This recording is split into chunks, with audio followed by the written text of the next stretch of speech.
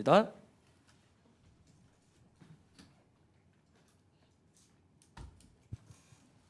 마태복음 28장 18절에서 20절입니다. 예수께서 나와 말씀하여 이르시되 하늘과 땅의 모든 권세를 내게 주셨으니 그러므로 너희는 가서 모든 민족을 제자로 삼아 아버지와 아들과 성령의 이름으로 세례를 베풀고 내가 너희에게 분부한 모든 것을 가르쳐 지키게 하라. 볼지어다 내가 세상 끝날까지 너희와 항상 함께 있으리라 하시니라. 아멘. 자, 우리가 사도적 교회와 오늘은 위대한 지상 명령에 대해서 한번 살펴보도록 하겠습니다. 이번 주간은 비누아스 주간이죠. 우리가 잘 보내고 계신지 모르겠어요. 비누아스 주간에 주시는 것은 킹덤이 주는 하나님의 나라가 주는 샬롬이에요. 또 그 샬롬이 먼저 왔을 때 그 다음에 하나님의 나라의 유업입니다. 유업이 이 땅의 삶에서 펼쳐지는 아주 놀라운 주간이에요. 우리가 토라 포션을 계속 보고 있지만 토라 포션은 하나님의 시간표예요. 그래서 매 주간마다 그 시즌에 주시는 그런 축복들이 있습니다. 그래서 그 축복이 무엇인지를 어떻게 그것을 취하고 얻을 수 있는지 그 시즌 가운데 그 부분들을 잘 배우고 또 우리가 준비해서 하나님이 주시고자 하시는 기름 붓고 풀어주고자 하시는 그런 놀라운 것들을 받아내는 것이 그것이 바로 축복입니다. 그리고 그때 그 주간 가운데 하나님 주신 것들을 토로포션을 통해서 주시는 그 축복은 우리가 킹덤 백성으로서 이 땅을 살아갈 수 있게 하는 어떤 데스티니예요. 그래서 이번 주간에 뿐만 아니라 모든 토라 포션은 성령의 기름 부으심이 엄청나게 풀어지는 그러한 포션들입니다. 자, 이스라엘 백성이 광야 끝자락에 시딤에 왔을 때, 자, 시딤은 사단이 쳐놓은 올무라고 그랬어요. 그래서 이 시딤에서 이번 주간에 저와 여러분들이 하셔야 될 거는 뭐냐면 비누아스의 영이 일어나도록 우리가 기도하잖아요. 그래서 비누아스의 영으로 사단이 쳐놓은 그 올무를 덫을 처리하셔야 돼요. 그래서 이 사단이 쳐놓은 시딤의 올무에 갇혀버리면 그 구덩이에 빠지면 즉 하나님 앞에서 예배를 드리는데 그걸 음행의 예배라고 그래요. 음행의 예배를 드리게 되는 거예요. 자나 예배를 드리게 되는 거예요. 스스로의 어떤 빗됨을 자꾸 나를 어떻게 하려고 하는 내가 누군지를 하는 그런 자나 예배를 드리게 됩니다. 우리가 주님 앞에서 예배하지만 나의 즐거움을 위한 그런 예배가 되고 또 그럴듯한 포장뒤로 싸고 있지만 하나님 기뻐 받으실 수 없는 그런 거짓된 예배를 드리게 되는 거예요. 그런데 그런 것들을 다 그 휘장들을 보자기들을 다 찢어버린 사람이 바로 비누아스예요. 그래서 그의 창, 그가 쓴 창 히브리어로 라마흐라고 하는 단어를 썼는데 그의 창은 아주 놀라웠죠.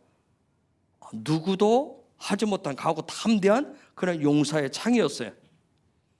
즉 비누아스가 이 창을 사용할 수 있었던 것은 광야 가운데서 광야의 삶을 통해서 하나님의 음성을 계속 들으면서 그 음성을 통해서 얻은 것이 뭐냐면 하나님의 음성을 통해서 얻은 게 다바르예요.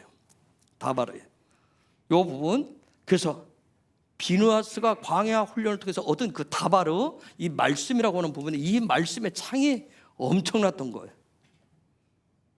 그래서 광야 여정은 우리에게 뭘 얘기를 해주냐면 철저하게 하나님의 다바르를 얻게 하는 여정이에요. 그래서 하나님의 말씀 다바르를 내가 얻을수록, 우리도 동일해요. 얻을수록 세상 가운데서 우리가 광야 가운데 하나님의 허락한 그 시간표 안에서 살아갈 때 그걸 믿음으로 소망하면서 나아갈 때 그 말씀 다바르를 얻을수록 우리는 자꾸 영적으로 상승하게 돼요. 자라가게 되어 있습니다. 그래서 그것이 내 입술을 통해서 내가 말을 할 때 아주 놀라운 신실한 말이 되는 거예요. 신실한 말이 됩니다. 즉 하나님이 역사하는 말이 되는 거예요. 어떤 나의 열심, 나의 열정을 통한 것이 아니라 하나님의 열심과 열정으로 가득 채워진 그런 말이 되는 거예요. 그것을 우리는 영적인 말이라고 해요. 그래서 광야 여정이라고 하는 것은 그 말, 영적인 말, 하나님의 말씀, 어떤 신선한 말씀, 그것을 어쩌다 얻은 것이 아니라 그것이 실제 살아 역사하는 신실한 여호와께서 행하시는, 약속을 행하시는 그런 신실한 말이 되도록 하는 여정이 바로 광야 여정입니다. 즉 하나님의 울타리 안에 거하는 순간,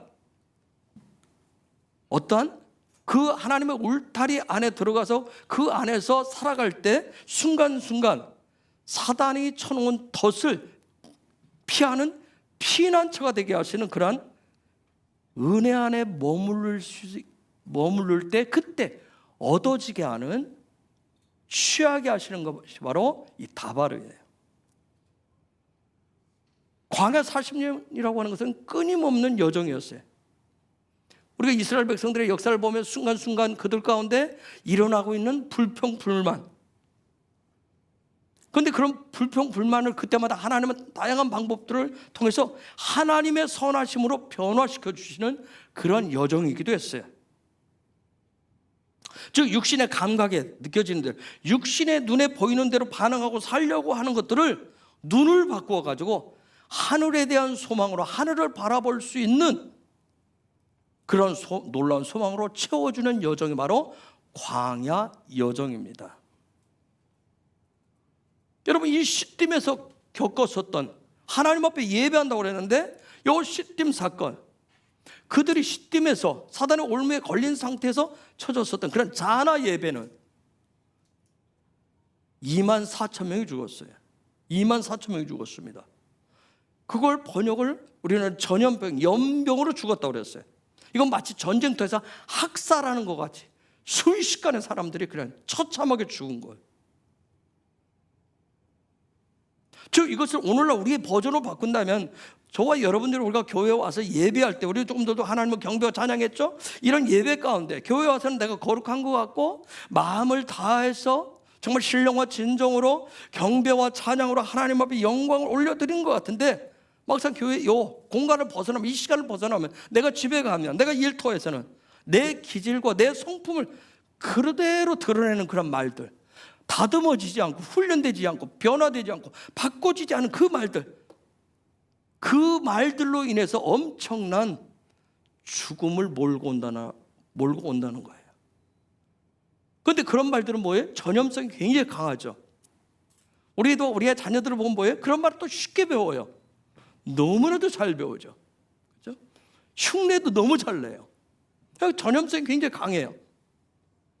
그런데 그것을 신실한 말을 하는 사람인 비느하스가 하나님의 뜨거운 열정으로, 그 라마어로, 창으로 그것을 찢어버릴 때 그때 찾아온 게 뭐예요? 샬롬이었다는 거예요. 즉 그 얘기는 뭐예요?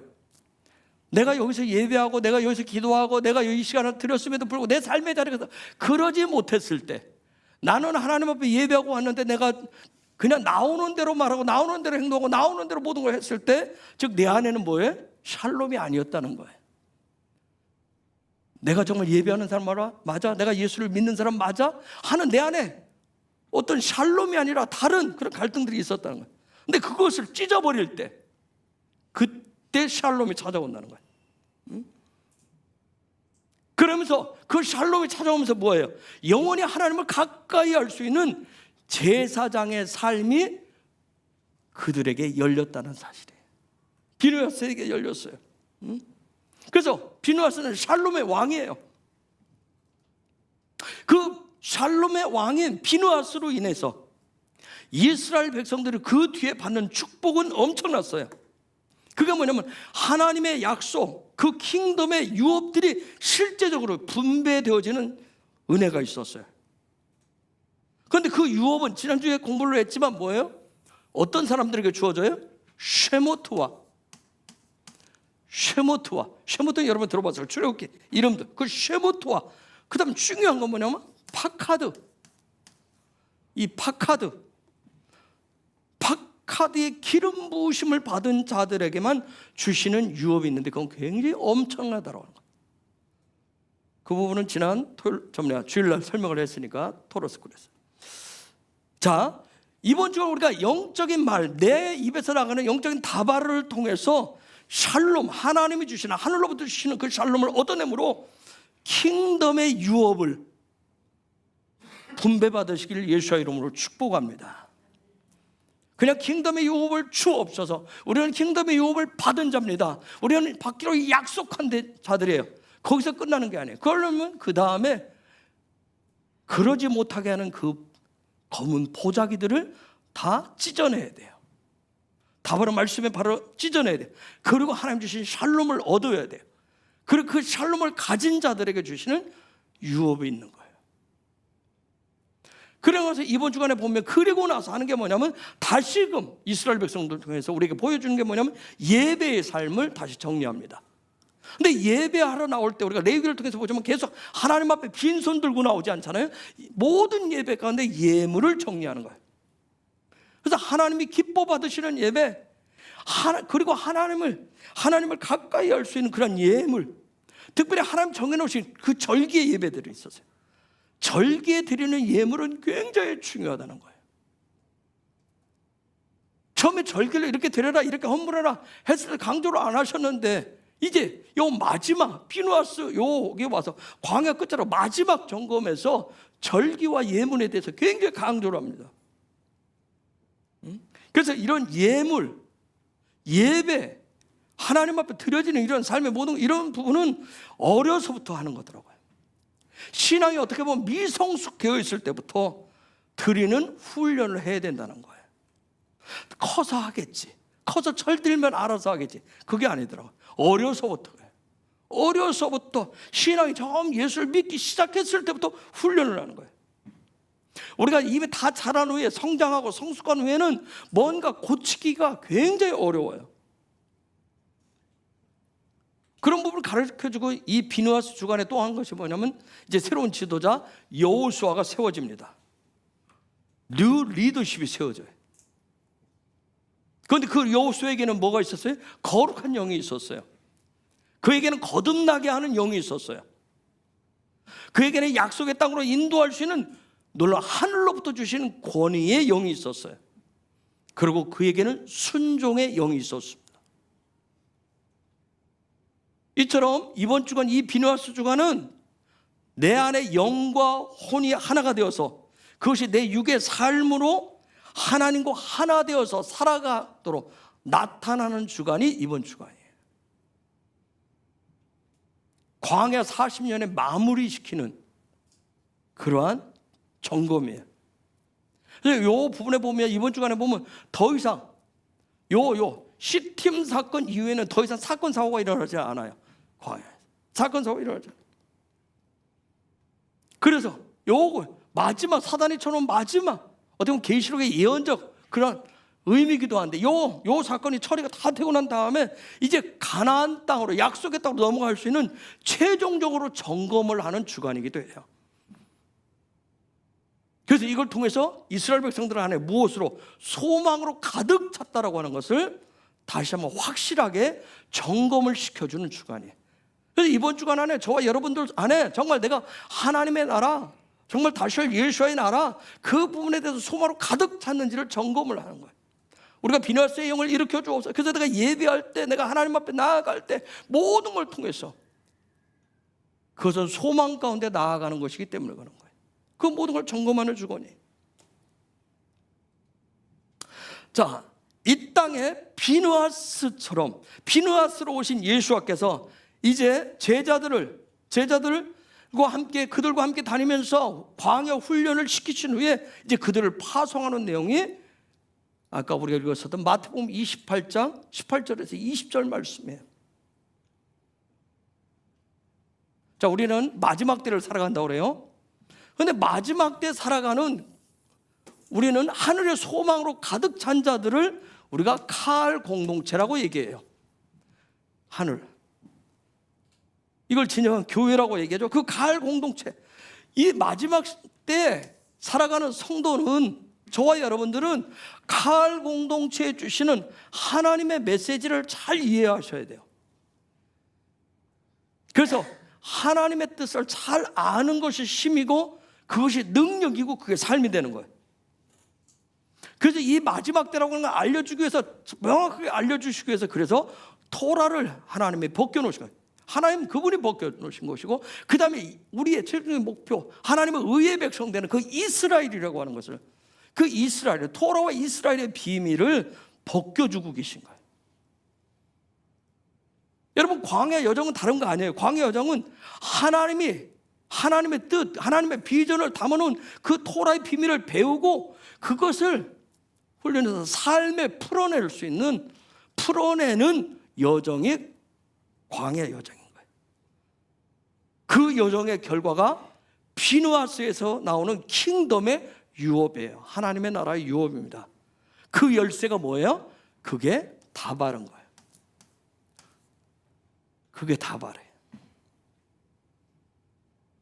그래서 이 다바르는 광야 여정을 통해서 얻게 되는데, 이 다바르는 내가 다바르라고 하는 것은 내가 광야 여정 속에서 하나님께서 숨겨놓으신, 토라 속에 숨겨져 있는 그 보화들을 하나씩 캐내어서 내 것으로 삼는 여정이 광야에서 다바르를 얻는 여정이에요. 즉 하나님의 언어인 에모르는 창조의 역사가 합니다. 하나님의 말이 나오면, 에모르가 나오면 놀라운 창조의 역사가 해요. 이 하나님의 언어, 인간은 하나님의 언어를 쓸 수가 없어요. 물론 성령 어떤 사로잡혀서 가로 쓰는 일들이 있었어요. 모세도 그랬고 아론도 그랬어요. 그럼 이러면 하나님의 에모르를, 그분을 믿는 하늘의 소망을 가진 저와 여러분들이 내 삶의 언어로 장착시키는 여정이 광야 여정이에요. 요 에모르를 우리는 뭐예요? 다바르로 하는 거예요. 생명의 말씀을 장착을 시키는 거예요.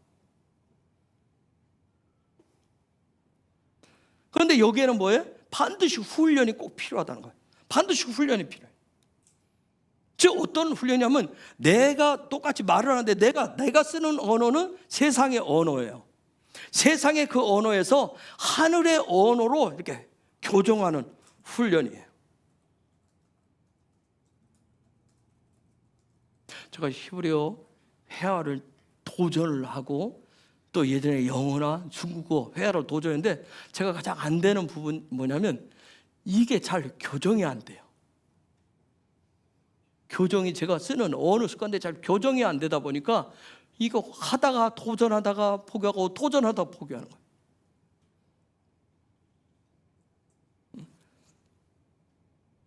즉 제가 쓰는 세상적 언어, 제가 쓰는 저 나름대로 그런 언어 습관들이, 그걸 그 나라의 언어 습관으로 바꿔야 되는데 안 바꾸기 때문에, 이처럼 세상의 언어를 가지고는 하나님의 언어를 사용할 수가 없는 거예요. 에모를 다바로 바꿀 수가 없어요. 근데 그것을 어떻게 하면 부단한 훈련을 통해서 무려 40년 걸렸어요. 그들이 430년 애굽에서 썼던 그 언어를, 그 방식을, 애굽의 언어를, 애굽 방식을 바꾸는데 40년 걸렸어요. 세상적 가치관에서 하늘의 가치관으로 변화하는 훈련 여정이 광야예요. 세상의 안목에서 하늘의 안목으로 열어주는 훈련이에요. 그런데 이게 쉽지 않은 여정이에요. 그래서 우리가 이미 보고 있지만 이스라엘 백성이 수없이 뭐 했어요? 원망하고 불평했어요. 그리고 실패하고 죽는 일들이 많았어요. 그런 여정을 통해서 그 가운데서도 또다시 하늘의 소망을 안고 계속 변화를 추구하고 변화가 되어서 새롭게 거듭날 때 드디어 그들이 어떻게 해요? 요단강을 건너요. 그리고 가나안 땅에 드디어 입성을 하게 되죠. 여러분, 그들이 얻었던 요 다바르가 얼마나 능력이 있는지, 요 다바르의 능력을 구체적으로 보여준 엄청난 사건이 뭐예요? 그게 여리고성 함락 사건이에요. 여리고성 함락 사건이에요. 여러분, 여리고성 단지 다바르 몇 마디로 했어요. 그렇죠? 그 가을 공동체가 함께 외쳤어요. 함성을 함께 한 소리를 외쳤는데 그게 무너졌어요. 그 어마어마한 폭이 8m가 되는 그 돌로 쌓은 그 성이, 전차가 달려다니는 그 성이 순식간에 무너져 내렸어요. 여러분, 인류 역사에 있어서 그런 놀라운 사건이 있었어요?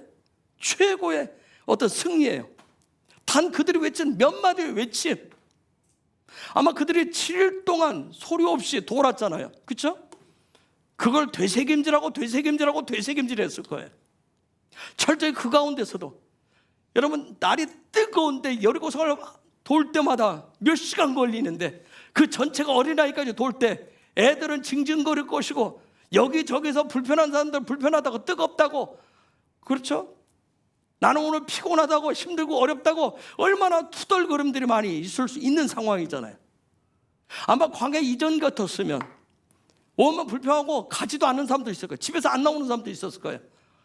나는 그딴 거 안 한다고 그러고 있을 사람도 있었을 거예요.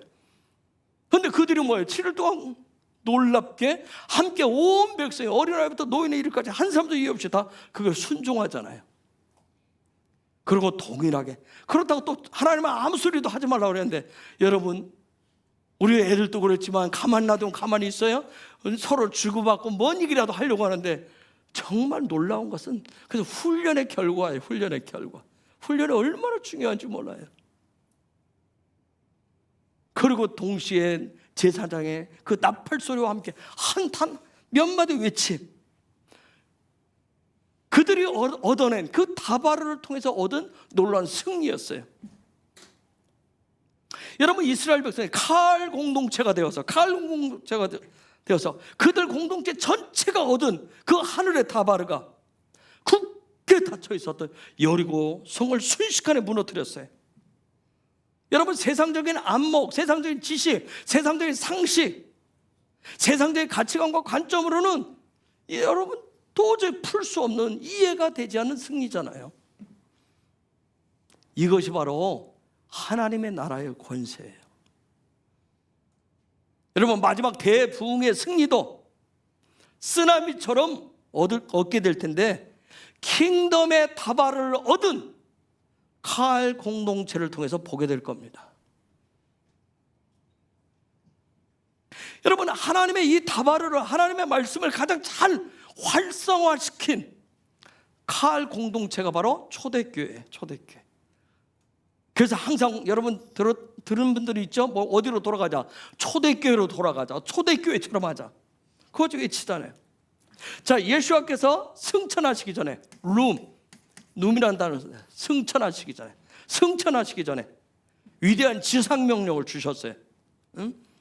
여기서 이 룸이라고 하는 거, 요 룸이라고 하는 것을 실제 삶에서 킹덤의 삶을 실제화시킨 사람이 누구예요? 그게 비누아스예요.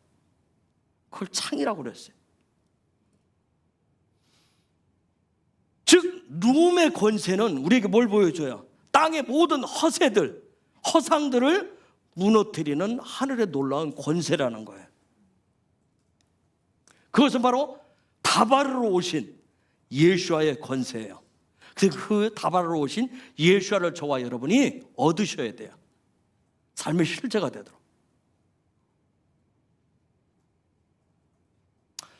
우리는 마지막 때 살고 있기 때문에 여러분, 이제는 그동안 여러분이 신앙생활을 하면서 저도 그렇게 가르친 적이 있어요. 가르쳐줘. 여러분 다른 교회에서도 들은 적도 있을 거예요. 여러분 또 배운 적도 있을 거예요. 그동안 배우고 가르쳐온 교회 자체의 어떤 부흥, 우리 교회가 부흥되게 하옵소서, 그 부흥을 외쳐서는 안 돼요. 자기 교회 자체의 성장, 자기의 어떤 교회의 권위만을 키우기 위한 그러한 다바르로 사용해서도 안 돼요. 오직 예수와의 나라, 예수와의 그 다시 오심, 예수와의 신부됨을 준비하도록 그 다바르가 가르쳐지고 선포되어져야 됩니다.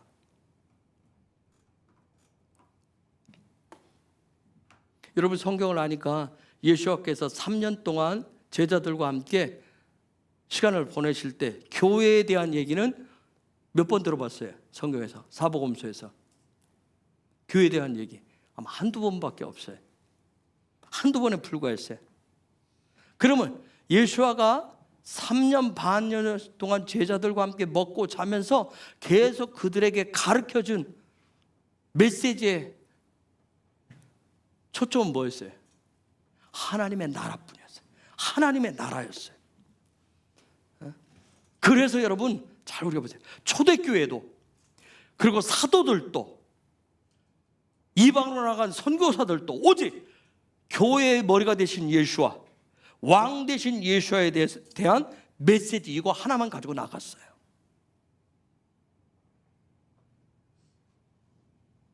여러분, 마지막 때 사도적 교회는 어떤 지방, 어떤 지역의 일정한 그런 교회 모습이 아니에요. 예수께서 말씀으로 사람들의 삶에 함께 드러날 수 있는, 함께 하는 것을 드러내도록 하는 게 바로 마지막 때의 사도적 교회의 모습이에요. 칼 공동체의 모습이에요. 마지막 때 교회의 모습은 사람 중심의 교회가 아니라 예수와 중심의 교회가 되어야 됩니다. 여러분, 기독교와 교회가 사람 중심으로 갈 때 항상 우리는 기독교 2000년 역사에 보면 뭐예요? 잘못된 길로 빠졌어요. 어디에 빠졌어요? 시딤에 빠졌어요. 시딤에 빠졌어요. 그런 가운데서 기독교와 교회가 예수와 중심으로 갈 때만 또다시 뭐예요? 순전함을, 순결함을 회복했어요. 분명한 건 뭐냐면 교회는 마지막 날에 왕 중의 왕이신 예수와의 신부로 부름을 받았다라고 하는 사실이에요. 그런데 예수의 신부로 부름받은 이 부름은, 이 부르심은 저와 여러분이 가지고 있는 어떤 이해, 지식, 우리의 어떤 인지 능력을 초월하는 아주 영광스럽고도 영광스러운 그런 부름의 메시지예요. 그래서 그날, 아까 우리가 찬양했듯이 그날에 기독교와 교회는 하나님의 부르심대로 영광스러운 모습으로 변화가 될 거예요. 고린도후서 3장 18절 읽어주세요.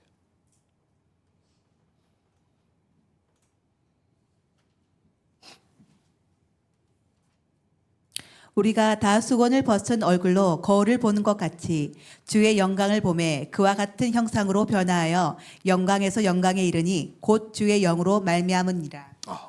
자, 우리가 민수기 토라포시를 쪽에서 이제 돌아온 주일이면 민수기 토라포시 끝나요.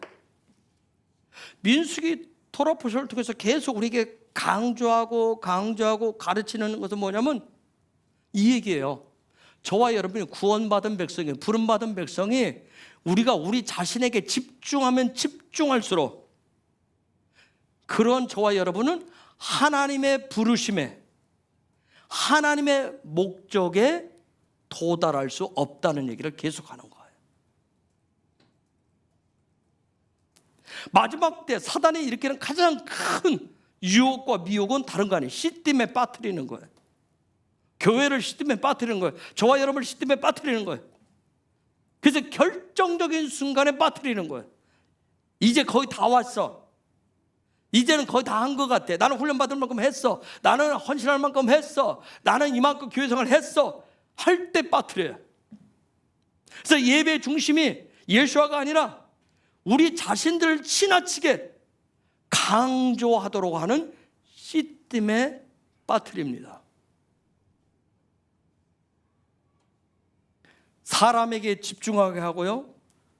교회의 외양, 어떤 물질, 성공, 번영 이런 부분에 집중하게 해요. 그래서 나의 노래, 나의 예배, 나의 기도를 자꾸 드리게 해요. 그런 걸 통해서 자꾸 하나님 앞에도 인정받기로 하고 사람들에게 교회 안에서 인정받고 칭찬받는데 집중케 하는 거예요.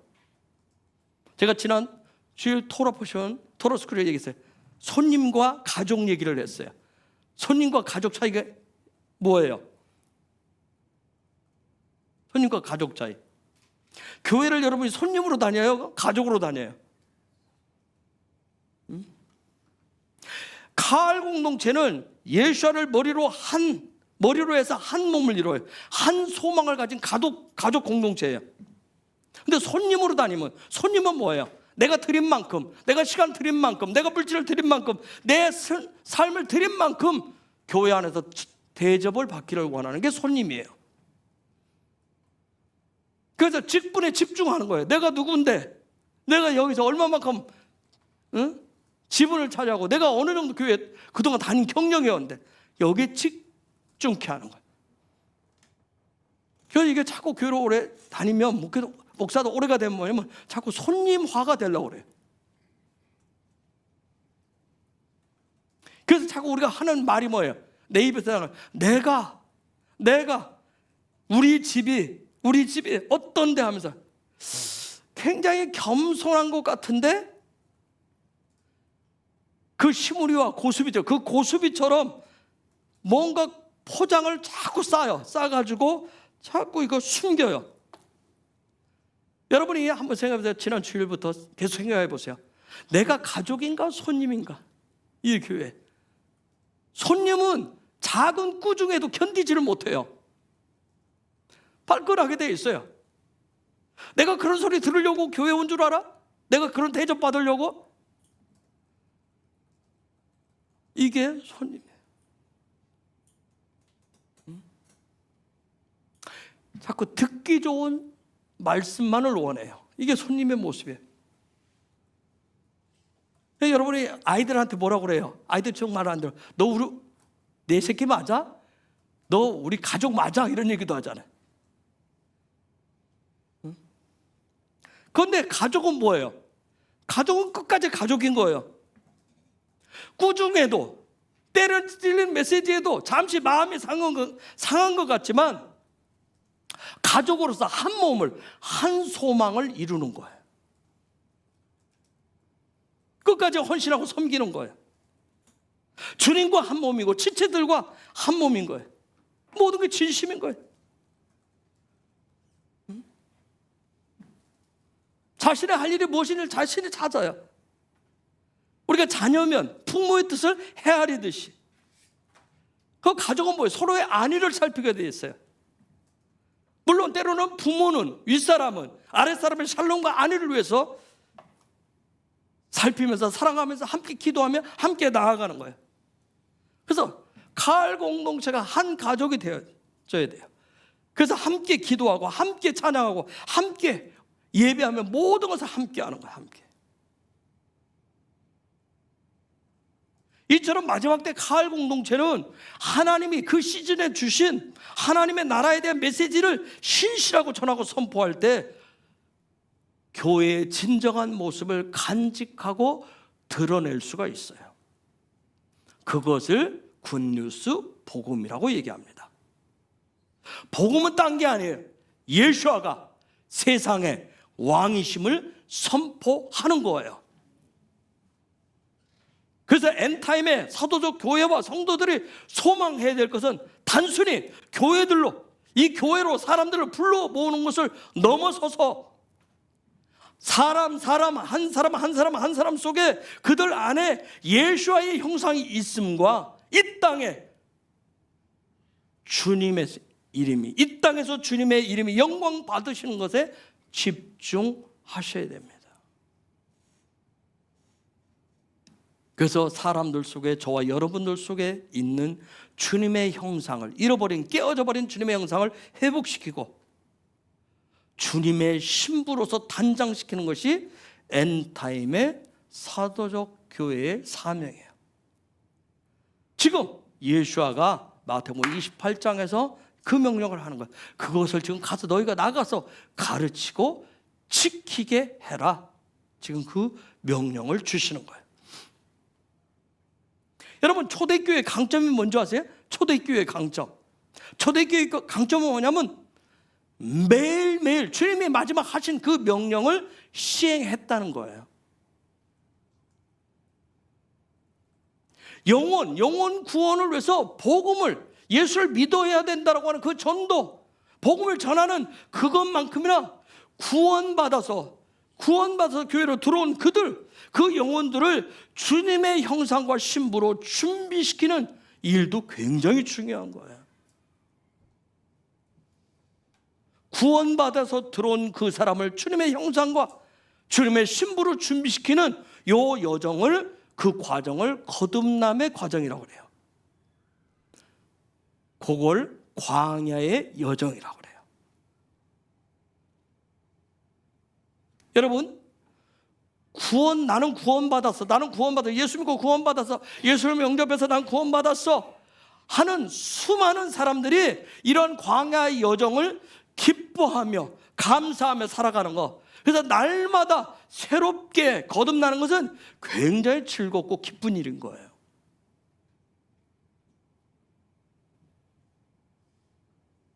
정말 거듭났어요? 정말이에요? 여러분 계속 물으면 굉장히 부담감을 느끼잖아요. 여러분, 거듭났다고 하는 것은 날마다 광야에서 하늘에서 내리는 그 만나를 먹으며 구름 기둥에 인도함을 따라가듯이 내 눈에, 육의 눈에는 보이지 않지만 나는 지금 성령님의 인도하심을 받고 있고 난 그걸 믿고 그렇기 때문에 나는 그 하늘의 소망 가운데 주님을 날마다 닮아가는 그것이 내 소망이라고 하는 거, 그게 거듭난 삶인 거예요. 이것이 바로 구원받은 백성들의 진정한 삶의 목표입니다. 우리가 그동안 뭐예요? 물과 성령으로 거듭나야 된다. 그래서 예수가 얘기해서 물과 성령으로 거듭나지 않으면 하나님의 나라를 볼 수 없다. 다른 거예요. 자꾸 그러니까 니고데모처럼 자꾸 그 생각만 하게 되는 거예요. 날마다 내가 예수 믿고 구원받은 자로서 날마다 그 주님의 십자가를 따라가 보며 그 십자가를 바라보면서 주님의 형상을, 주님의 성품을, 주님을 닮아가는 거예요. 하늘의 만나를 날마다 먹으면서 분량이 어떤 만큼 한 숟가락이 되든 두 숟가락이 되든 한 사발이든 두 사발이든 먹으면서 나는 주님을 닮아가는 거예요. 그걸 거듭난 삶이라고 얘기하는 거예요. 거듭난 삶이라고. 이게 구원시키신 하나님의 놀라운 비전이고 목적이에요. 나도 교회 다닌다니까 내 안에 예수가 있어. 이것만 가지고는 하나님의 뜻을, 예수가 우리에게 위임한 그 삶을 달성할 수가 없어요. 그럼 이것을 어떻게 할 수 있느냐? 예수께서 나의 삶의 온전한 주관자가 되어야 되는 거예요. 그렇게 고백하는 삶의 여정이 광야의 여정이에요. 그래서 날마다 새로워지는 거예요. 날마다 그렇게 고백하는 거예요. 우리는 구원받은 첫 걸음부터 완전해서 그 길을 가는 거 아니에요. 광야 여정을 통해서 십자가를 바라보고 따라가는 그 삶을 통해서 하나님의 나라에 합당한 백성으로 준비가 되어가는 거예요. 놀라운 것은 예수아가 완성되어졌기 때문에, 완성품이 되었기 때문에 하늘과 땅의 권세를 주신 게 아니었어요. 구원받은 백성들에게 하늘과 땅의 모든 권세를 주신 거예요. 그러면 이 주신 것들이, 이 권세가 실제가 되기 위해서, 활성화가 되기 위해서는 뭐예요? 예수아가 풀어놓은 토라를 가르치고 행하는 거예요. 제자들 따라다니면서 계속 3년 반을 따라다니면서 그 하나님의 나라를 계속 가르침 받았어요. 그리고 내가 너희들한테 모든 하늘과 땅의 권세를 다 줬다. 가라. 그걸 가르치고 지켜 행해라 그랬어요. 예수가 그들에게 가르쳐준 도라의 말씀을 가르치고 행하는 그게 뭐예요? 그것이 하나님의 나라를 살아가는 방식이에요. 저와 여러분도 동일한 거예요. 그래서 초대교회 교인들의 삶의 목표는 오직 예수와 한 분만을 알고 예수를 따라가는 것이 그들의 삶의 최대 목표였었어요. 예수가 그들의 삶의 전부였던 거예요.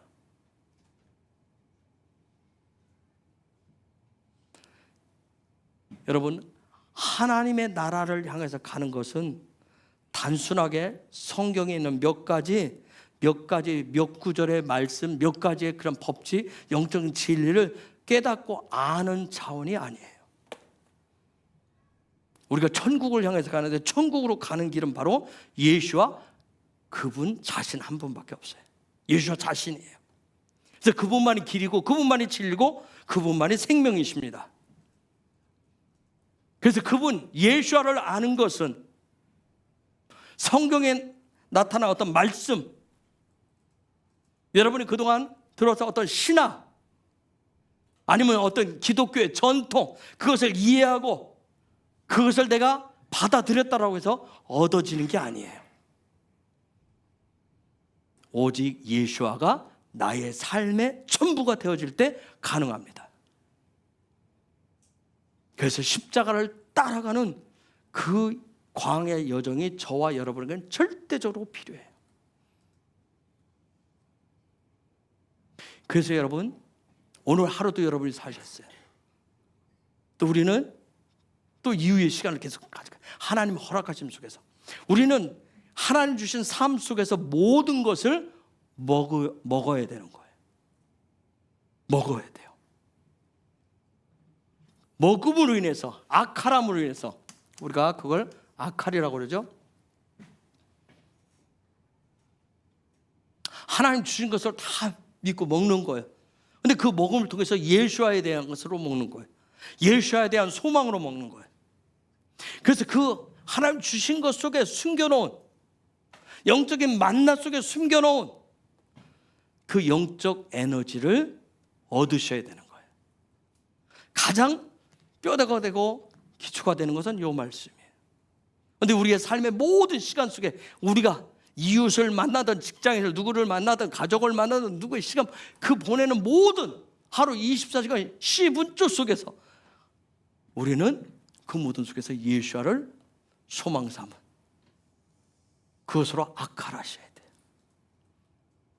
그렇게 드셔야 영적인 에너지가 나와요.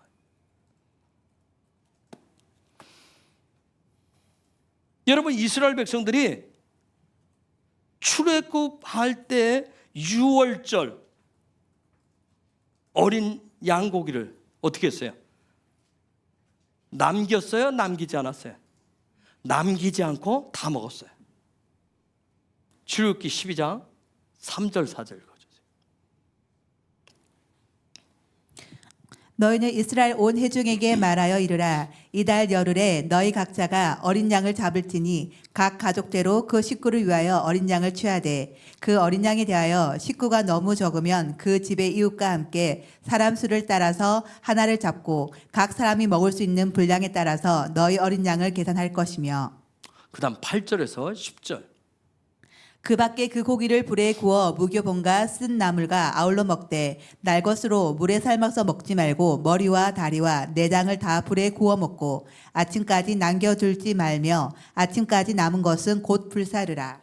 여러분, 남기지 않았어요. 다 먹었죠? 남은 것은 어떻게 했어요? 다 불태워버렸어요. 맛 좋은 부위를, 베이컨을, 햄을, 뱃살을 따로 3겹이냐 5겹이냐 해서 나누어서 골라 먹지 않았어요. 골라 먹지 않았어요. 이것은 오늘 우리에게 굉장한 예언적 메시지예요. 어린 양은 예수아예요. 예수아를, 말씀을, 내 삶의 어떤 부분을, 좋은 부위만, 내가 듣기 좋은, 내 마음에 맞는 부위만, 듣기 좋고 보기 좋은 것만 선택하는 거 아니에요. 그러면 예수와 전부를 소유할 수가 없어요. 소유할 수가 없어요. 성경이 플러스 얘기만 되면, 다 좋은 얘기, 성공한 얘기만 하면 우리가 취할 수가 없어요. 쓴 나물 얘기도 있어요. 그렇죠? 실패 얘기도 있어요. 죽음 얘기도 있어요. 그 속에서 우리는 영적인 에너지를, 악할에서 영적인 에너지를 얻는 거예요. 진정한 구원은 예수와의 모든 것을 선택할 때 가능한 거예요. 이 말씀을 내 편의와 내 성향 따라서 선택을 한다면 정말 나는 주님의 형상을 갈망해요. 나는 주님을 전적으로 닮기를 원해요. 나는 주님만을 바라보고 있어요. 주님만을 소망해요. 그런다고 할 수가 없어요. 에베소서 4장 15절 한번 읽어보세요.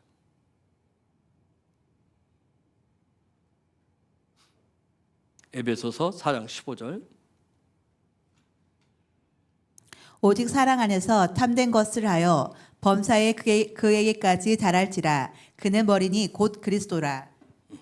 정말 저와 여러분들이 주님의 영권과 성령의 능력을 얻고자 한다면 예수와 전부를 선택하셔야 돼요. 그래서 어려서부터 훈련이 굉장히 중요해요. 우리가 샤bat 예배를 드려요. 샤bat 때 빵. 어른인 여러분도 그래 맛없다고 잘 안 먹으려고 하잖아요. 우리 아이들 가운데는 아예 손도 안 대려고 하는데, 그런데 그것도 훈련이에요. 맛이 있고 없고 할 때 그 부분을 여러분이 의미를 가르쳐서 데려왔어요. 의미를 가르쳐서 그게 샤bat이 도대체 무엇인지. 맛없는 빵을 우리는 맛있는 것에, 다른 것에 효소가 들어간 것에 입맛 들여져 있잖아요. 그런 부분을 가르쳐서 오세요. 우리는 예수와 전부를 얻어야 돼요. 고린도전서 1장 6절 7절.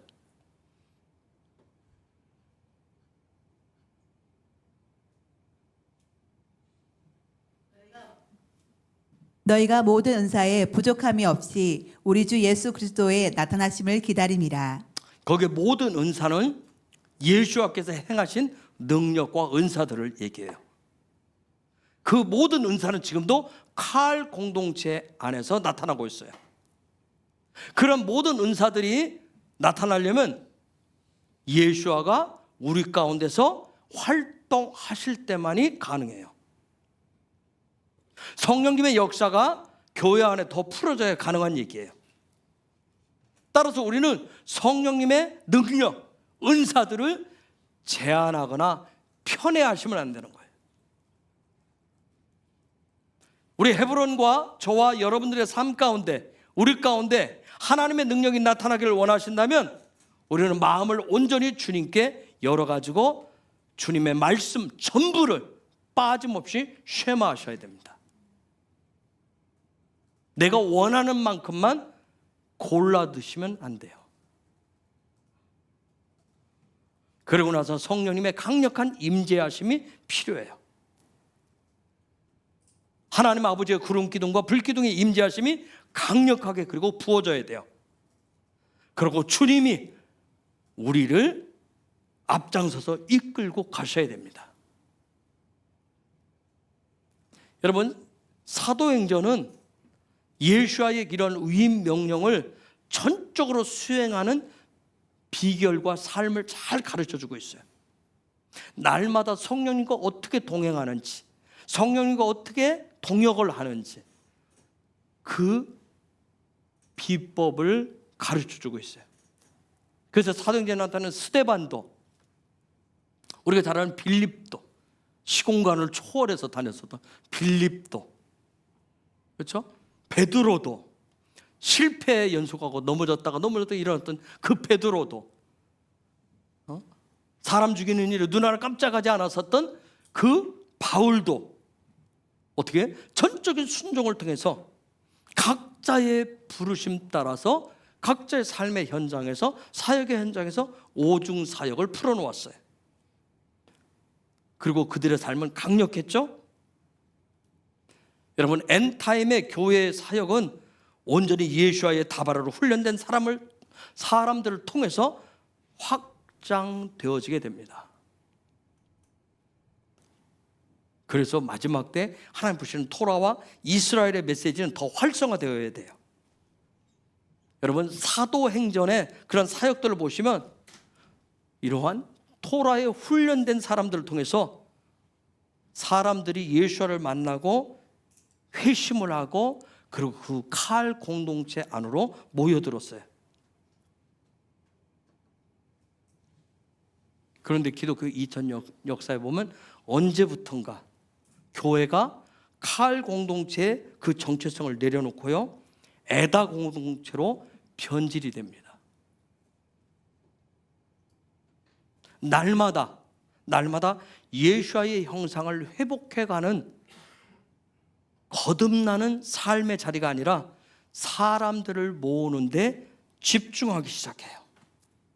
그래서 이름 있는 목회자, 유명한 어떤 부흥사들, 유명 스포츠인, 유명 연예인 등 이런 사람들을 강단에 세워서 사람들을, 무리들을 모았어요. 이것은 저부터, 목사님 저부터, 저도 그랬기 때문에 회개하고 회개해요. 왜냐하면 하나님의 말씀, 이 성경에 대해서, 하나님의 뜻에 대해서 너무나 제가 무식했기 때문에 무지함 속에서 나온 그런 목회 양식이었어요. 제 삶이었던 거예요. 여러분, 에다 공동체는, 무리들 모여있는 그 공동체는, 그 교회는 작은 흔들림만 와도, 조그만 삶의 바람만 불어와도 원망하고요, 쓰러지고요, 예수를 쉽게 포기해요. 믿음과 소망을 쉽게 내던져요. 그래서 뭐라고 그래요? 신앙 따로 삶 따로 쉽게 분리해서 살아가요. 세상이 이런저런 세상인데 어떻게 거기에 믿음으로 적용하냐 하면서 믿음은 요 안에 있을 때만 활용을 해요. 이렇게 쉽게 분리하는 거예요. 그래서 에다 공동체는 형식적이고 종교적인 사람들로 붐빌 뿐이에요. 그 사람들은 엔타임이든 주님의 대위임 명령이든 이스라엘 회복이든 하나님의 나라 이런 데는 별 관심이 없어요. 그냥 나만 잘 되면 돼요. 나만 앞이 열리면 되는 거예요. 그냥 우리 식구만 안전하면 돼요. 이웃에게도 관심이 없어요. 지체나 이웃, 열방과 이스라엘 그런 중보기도도 다 필요가 없어요. 오직 나만 괜찮으면 된다는 그런 거짓된 샬롬에 사로잡혀서 그냥 살아가는 거예요. 시딤 구덩이에 그냥 빠져서 살아가는 거예요. 여러분, 이 시간에 다시금 예수님의 그 명령, 마태복음 28장 18절에서 20절 말씀을 한번 되새김질해 보세요. 너무나 여러분 잘 알 거예요. 수없이 들었을 거예요. 과연 나는 주님이 마지막 남겨놓으신 그 명령, 나에게 위임하고 가신 그 명령 따라서 내가 살아가고 있는지 한번 되새김질 해보세요. 나는 과연 엔타임의 가을 공동체 식구인지 한번 되새김질 해보세요. 아니면 나는 에다 공동체처럼 나는 그냥 손님인지 한번 되새김질 해보세요. 그냥 시딤 구덩이에 빠진 줄 모르고 시무리와 그 고수비처럼 그냥 화려한 모습만 가지고 있는 그런 예배자인지, 그냥 겉옷만, 교인이라고 하는 겉옷만 걸친 그러한 사람인지 한번 되새김질 해보세요. 그리고 내 마음은 누구를 향해서 열려 있는지도 한번 점검해 보세요. 과연 나는 예수의 십자가를 바라보면서 나아가는 삶인지, 하나님의 말씀 도라를 통해서 이 마지막 때 줬다는 그 도라를 통해서 내가 광야의 여정을 가고 오직 예수와의 형상 회복을 향해서 가고 있는지, 한번 나는 그렇게 살아가고 있는지 한번 되새김질 해보세요.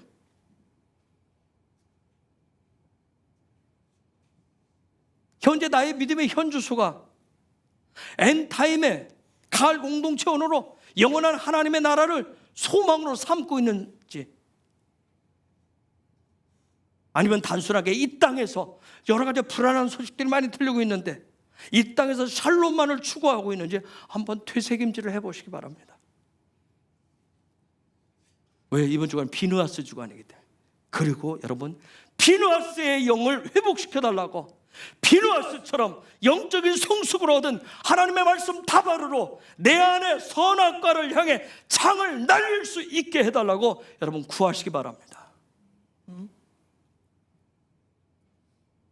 내 영과 혼을 가로막은 그 두꺼운 종교의 휘장을 찢어달라고 구하시기 바랍니다. 그리고 엔타임의 가을 공동체원으로 주님의 지상명령에 움직이는 삶이 되게 해달라고 구하시기 바랍니다. 오직 내 입술의 날마다의 삶 속에 우리는 다 어떤 마지막 때이기 때문에 수많은 진동이 있고 바람들이 있어요. 날마다 좋지 않은, 세상에서 희망이 없는 그런 소리들이 계속 울려 들리고 있어요. 그 가운데서 나는 하늘의 소망을 두겠노라고, 그 소망으로 나아가겠노라고 내가 지금까지 신앙생활하면서 얻었었던 그 말씀이 살아있는 말씀 다바르가 되게 해달라고. 그래서 내 마음부터 먼저 내 마음에 헛된 생각들, 헛된 꿈들을 먼저 찢게 해달라고, 비누아스의 영을 일으키고 비누아스의 창을 달라고 여러분 구하세요. 그리고 그 부분을 향해서 날리시기 바랍니다. 그런 놀라운 저와 여러분들 되시기를 예수의 이름으로 축복합니다. 이 시간 우리가 같이 기도하십시다. 하나님, 이번 주간은 비누아스 주간, 하나님 이스라엘 백성의 광야 그 힘든